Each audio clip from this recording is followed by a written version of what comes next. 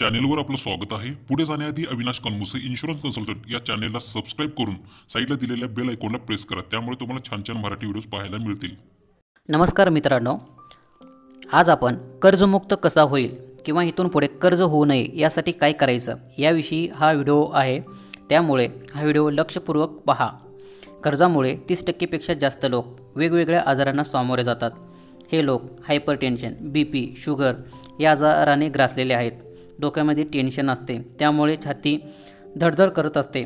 जेव्हा EMI भरायची वेळ येते तेव्हा रक्तदाब वाढायला लागतो. जेव्हा EMI भरायची तारीख असते, जवळ पैसे नसतात, तेव्हा डोकं फुटायची वेळ येते. कर्ज आपण अनेक प्रकारे घेत असतो. बँकेकडून, मित्रमैत्रिणीकडून किंवा नातेवाईकाकडून पैसे उधार घेतो. सध्या तर सर्व काही ऑनलाईन झाले आहे. जसा तुम्ही तुमचा पॅन कार्ड एखाद्या वेबसाईटवर एंटर करता, तुमची प्रोफाईल किती स्ट्रॉंग आहे दिसून येतो व त्यावरून तुम्हाला किती कर्ज भेटतो हे सुद्धा ठरतं. आपण कर्ज का घेतो? कर्जाचा सर्वात मोठा वाटा असतो घर घेण्यासाठी किंवा बांधण्यासाठी, कार खरेदी करण्यासाठी, लग्न करण्यासाठी, मोटरसायकल विकत घेण्यासाठी, मोबाईल किंवा महागडे ब्रँडेड वस्तू खरेदी करण्यासाठी. पण तुम्ही कधी हा विचार केला आहे का, आपण हे सर्व का करतो? तर तुमचं उत्तर असेल, सर्व लोक असेच करतात, जगातील प्रत्येक व्यक्ती हेच करते, म्हणून तुम्ही सुद्धा हेच करता. तुमच्या शेजाऱ्याने लग्नासाठी 5 लाख रुपये खर्च केला म्हणून तुम्ही सुद्धा त्यांच्यापेक्षा जास्त रक्कम खर्च करणार. स्वतःचा मोठेपणा दाखवण्यासाठी लग्नामध्ये लाखो रुपये खर्च करणार. शांतपणे विचार करून पहा, पैसे नव्हते म्हणून लोन काढायची गरज होती का? या सर्व प्रकाराला गरज नाही, ईर्ष्या म्हणतात. आपल्या देशात असे लाखो उदाहरण पाहता येतात. असे विनाकारण लग्नामध्ये खर्च होतो. अशा प्रकारे केला जाणारा वायफळ खर्च व्यर्थच आहे. त्यामुळे पहिला महत्त्वाचा पॉईंट, अनावश्यक वायफळ खर्च सोबतच दिखाव्यासाठी केला जाणारा खर्च आजपासून बंद करा. प्रत्येक गोष्ट नीड्स आणि डिझायर या दोन्हीमध्ये डिवाईड करा. नीड्स म्हणजे एक गरजा, अन्न, वस्त्र, निवारा, आरोग्य, शिक्षण या आपल्या गरजा आहेत. जेवण आपल्याला बनवावे लागेल, कारण त्याशिवाय आपण जगू शकणार नाही. कपडे परिधान करावेच लागणार. त्याचप्रमाणे डिझायर म्हणजे इच्छा. आपली इच्छा असतात, महागडे कार असावे, महागडे आलिशान घर असावे, सोने चांदी, ब्रँडेड कपडे असावे, ब्रँडेड वस्तू असाव्या. अशी इच्छा प्रत्येक व्यक्तीच्या असतात. कोणती इच्छा कोणत्या वेळी पूर्ण कराव्यात हे मात्र आपल्या हातात असतात. उदाहरणार्थ पाहायचं म्हणजे तुम्ही 50,000 रुपये कमवत आहे किंवा कदाचित 1 लाख रुपये कमवत असाल, पण आज मात्र तुम्ही 1 करोड रुपयाची कार विकत घेऊ शकणार नाही. त्यासाठी तुम्हाला अजून मेहनत करायची गरज आहे. त्यामुळे पहिला विचार करा, 1 करोड रुपये कसे कमवू शकतो? सर्वात प्रथम तुम्ही करोड रुपये कमवायला हवेत. त्यानंतर करोड रुपये तुम्ही खर्च करू शकता. त्यानंतर दुसरा पॉईंट आहे फायनान्शियल प्लॅनिंग. फायनान्शियल प्लॅनिंगमध्ये तुमच्याकडे जो पैसा आहे, तुमच्याकडे जी संपत्ती आहे, त्याचा उपयोग कसा करावा, कशाप्रकारे त्याची इन्व्हेस्टमेंट करावी, कशाप्रकारे त्याचा खर्च करावा, त्याची योग्य प्रकारे मांडणी करा. तुमचं प्लॅनिंग पूर्णपणे तयार हवं. तुम्ही पैशाचे प्लॅनिंग कसे प्रकारे करणार आहात त्याबद्दल सर्व काही लिहून ठेवायला हवं. ज्याप्रमाणे प्लॅनिंग केलं आहे अगदी त्याच प्रमाणात प्लॅनिंग आचरणात आणायला हवे. यामध्ये असं व्हायला नको, पगार 30,000 आणि गाडी मात्र 10 लाखाची आहे. पगार कमी आहे, गाडी मात्र घ्यायची आहे, त्यासाठी कर्ज काढायला लागेल, कार लोन करावा लागेल. 30,000 पगार व 10 लाखाचे कार लोन, त्यामुळे 10 ते 15,000चा हप्ता तुम्हाला भरावा लागेल. येणारे 30,000मधून 10 ते 15,000 असेच निघून जातील. हे उदाहरण कारचे देतोय. यामध्ये अजून इतरही गोष्टी येतात, महागडे कपडे, मोबाईल, चैनीची वस्तू. यामुळे वायफळ खर्च होतो. जर तुम्ही शांतपणे विचार केला तर तुमच्या लक्षात येईल तुमचे हजारो लाखो खर्च असेच झालेत. जर तुम्ही तुमच्या पैशांचा योग्य वापर केला असता तर तुमच्याकडे सर्व पैसे बचत झाले असते. त्यासाठी तुम्ही पैशाचे व्यवस्थापन व पैसे बचत कसे करावे याआधी व्हिडिओ बनवला आहे. त्याची लिंक डिस्क्रिप्शनमध्ये देईनच. ते पाहून तुम्ही आर्थिक नियोजन कसे करावे हे तुम्हाला समजेल. तिसरा पॉईंट आहे क्रेडिट कार्डचा वापर. आपण क्रेडिट कार्ड वापरतो कारण खरेदी करायची असते. क्रेडिट कार्डच्या मदतीने अनेक वस्तू खरेदी करतो. खिशामध्ये पैसे नसताना देखील हजारो रुपयांचा खरेदी करतो आणि हाच आपला कर्दनकाळ ठरतो.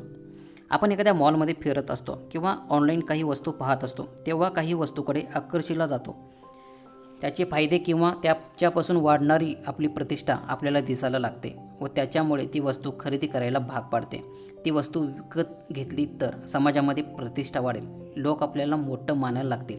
महागड्या वस्तूमुळे लोक आपल्याला श्रीमंत व प्रतिष्ठित व्यक्ती मानायला लागतील.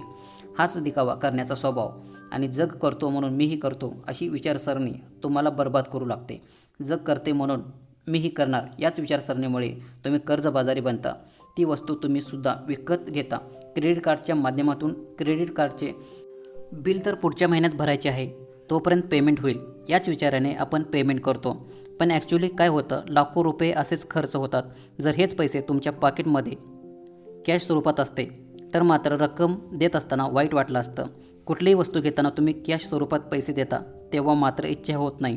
त्यावेळी तुम्ही विचार करता या वस्तूसाठी खर्च करणे योग्य आहे का, हे पैसे वाया तर जात नाहीत ना, याचा पुरेपूर विचार करून खर्च करता.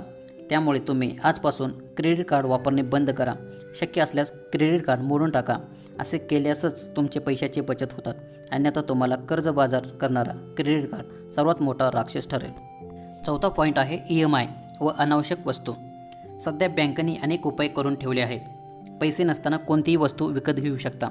मग ते लाखो रुपये कार असो, घर असो, मोबाईल असो किंवा TV असो, अशा हजारो लाखो वस्तू आहेत. या EMI वर खरेदी करू शकता.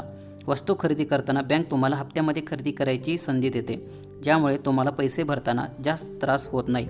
थोडे थोडे पैसे देऊ ते कर्ज फेडू शकता. टेलिव्हिजन विकत घ्यायचा आहे ना, मग 50 इंच कशाला, 24 इंचचा पण चालेल. कोणती वस्तू खरेदी करण्याआधी सविस्तर विचार करा. खरेच ती वस्तू गरजेची आहे का? जर खरेच गरजेची वस्तू असेल तर एवढी महागडी वस्तू घेण्यापेक्षा त्यामध्ये काही कमी खर्चिक उपलब्ध आहे का ते पहा.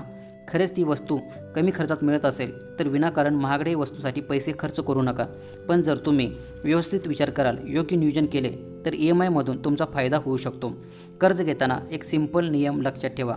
कर्ज तेव्हाच काढा ज्यामधून तुम्हाला फायदा होणार आहे. म्हणजेच एखाद्या बिझनेससाठी किंवा शिक्षणासाठी किंवा अशा काही कामासाठी जो पुढे जाऊन पैसे तुम्हाला देईल, त्यामधून तुमचा इन्कम सुरू होईल. पाचवा पॉईंट आहे तुमच्या कर्जाची लिस्ट बनवा. जेवढे तुम्ही कर्ज काढले आहे, जेवढे तुम्हाला हप्ते भरावे लागणार, त्या सर्वांची लिस्ट बनवा. ते लिस्ट असे असेल: सुरुवातीला सर्वात मोठे कर्ज ज्याचा व्याजदर सर्वात जास्त आहे, त्यानंतर कमी व्याजदर असलेले कर्ज, त्यानंतर त्यापेक्षा कमी व्याजदर असलेले कर्ज. अशा प्रकारे जेवढे कर्ज आहे त्याची लिस्ट बनवा. जास्त व्याजदराचे कर्ज आहे त्याला पहिले फेडण्याचा प्रयत्न करा, कारण सर्वात जास्त व्याजदरामुळे सर्वात जास्त पैसे तुम्हाला भरावा लागेल. म्हणून पहिल्या जास्त व्याजदर असलेले कर्ज नील करा. शेवटी काही महत्त्वाचे पॉईंट सांगतोय जे जरूर तुम्हाला लक्षात ठेवायची गरज आहे. एक महत्त्वाचा घटक जो सतत कर्ज वाढवण्यासाठी सतत प्रयत्न करीत असतो तो म्हणजे आजारपण. सतत होणारा हॉस्पिटलचा खर्च तुम्हाला अजून कर्जबाजारी बनवत जातो. त्यामुळे महत्त्वाचा मुद्दा लक्षात घ्या. तुम्हाला तंदुरुस्त राहायला हवं, स्वतःची काळजी घ्यायला हवी व मेडिकल इन्शुरन्स असणे खूप गरजेचे आहे, ज्याद्वारे हॉस्पिटलचा खर्चसुद्धा मोफत होतो. त्यानंतर तुमच्या घरात जुनी वस्तू असतील, उदाहरणार्थ जुनी सायकल, जुना मोबाईल, TV, बाईक, अशा सर्व वस्तू ज्याचा तुम्हाला कोणताही उपयोग होत नाही, त्या वस्तू विनाकारण घरात पडून आहेत, अशा सर्व वस्तू विकून त्यापासून काही पैसे कमवण्याचा प्रयत्न करा. त्यापासून तुमची काही कमाई होईल. यासोबतच तुमची जी कमाई असते, सॅलरी किंवा बिझनेसमधून जी काही इन्कम येते, त्यामधून काही रक्कम सेव्हिंगसाठी जाईल, काही रक्कम दैनंदिन खर्चासाठी वापराल. एवढे सर्व करून देखील जी रक्कम शिल्लक राहील त्याच रकमेचा EMI साठी वापर करा. पण खरं पाहिला तर कर्जाची गरज नाही. मी तर म्हणतो कर्ज बनवण्याचा प्रयत्न करू नका. खरंच कर्जाची गरज असेल व त्या कर्जामधून खरंच काही फायदा होणार असेल, त्यावेळी मात्र जरूर कर्ज घ्या व त्याचा उपयोग भविष्यासाठी करा. आशा करतो की तुम्हाला हा व्हिडिओ आवडला असेल. त्यामुळे लाईक करून शेअर करा आणि सबस्क्राईब करा.